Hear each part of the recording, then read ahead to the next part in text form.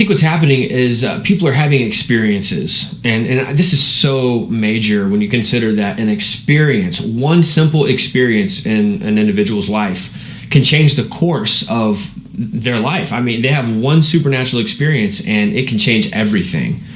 And so as a Christian, we see what the Bible teaches, but the world doesn't have that foundation. And so when they have a supernatural or a paranormal experience, they're now going to go down a different direction, and I believe it's a toxic direction.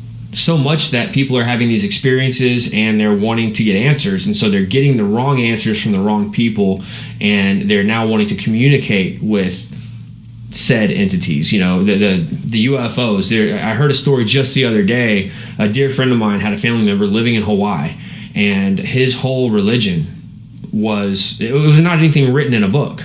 His religion was based on his experience, and his experience was to walk out on the beach, sometimes using psychedelics, and he would just stand with his feet in the water in Hawaii, and he would be communicated with by alien entities. And the friend of mine who told me the story, he's a born again Christian. He's firm in his faith. He's very much awake to the deceptions of the enemy. But he shared this with me, and he said that these experiences have changed this man's life because you can't tell him, A, that those experiences weren't real, or B, that those experiences were evil.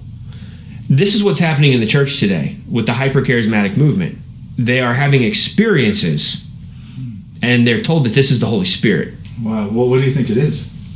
I believe that we are entertaining all types of spirits around us. If you could just see into the spirit realm, even in the most public place, at the shopping mall, at the restaurant, if you could just peer behind the veil, I personally believe you would see all types of spirits, and they're all operating, differently.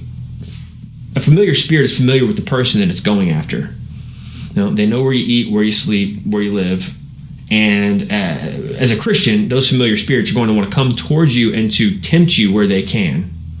I made a statement on the SGT report recently that spiritual warfare is changing.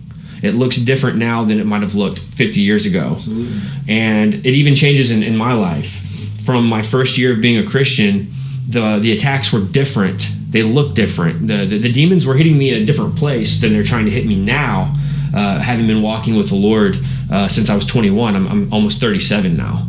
And so the attacks are different. They look different. They feel different. And they are, I don't want to use New Age language, but it's almost like they're on a different frequency. So do you believe that the other side is adapting to the modern consciousness of people that